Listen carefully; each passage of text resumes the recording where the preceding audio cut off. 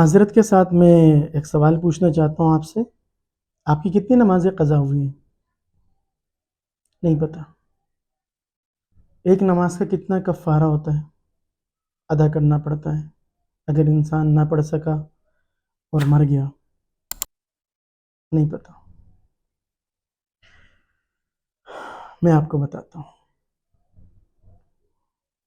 اگر کسی نے ایک نماز بھی نہیں پڑھی اور وہ دنیا سے چلا گیا اور وہ ایک نماز اس کے ذمہ باقی رہ گئی، تو اس ایک نماز کے بدلے اس کو ایک صدقۃ الفطر کے برابر کفارہ ادا کرنا پڑے گا.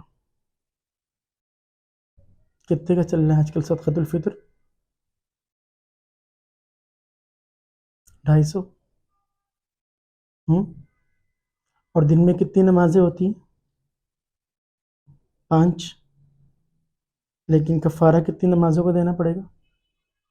ایک دن کا 6 نمازوں کا،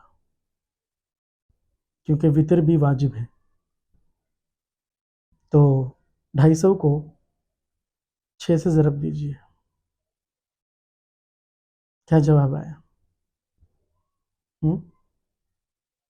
کیا ایک دن کی نمازوں کا اتنا کفارہ مرنے کے بعد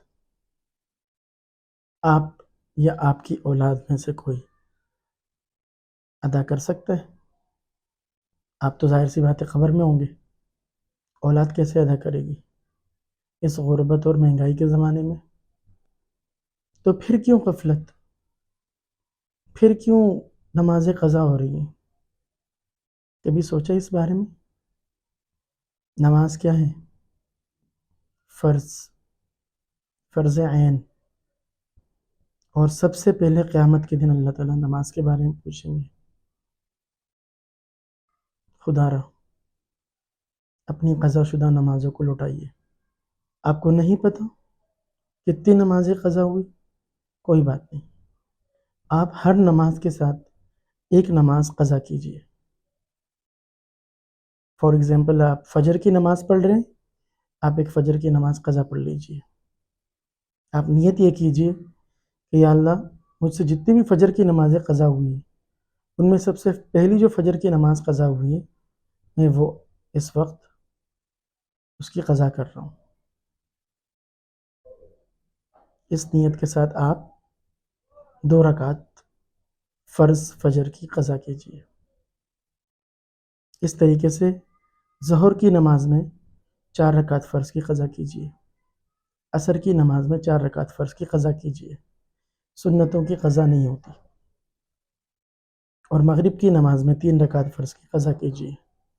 اور عشاء کی نماز میں آپ 4 رکعت فرض اور اس کے ساتھ 3 رکعت وتر اسی عشاء کی آپ قضا کیجیے.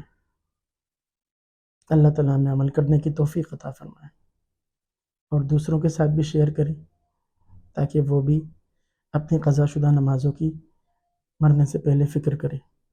ہم میں سے کسی کو نہیں پتہ ہمیں کب مرنا ہے، موت کا فرشتہ کب سامنے آئے گا. We don't know anything about that. So please be careful.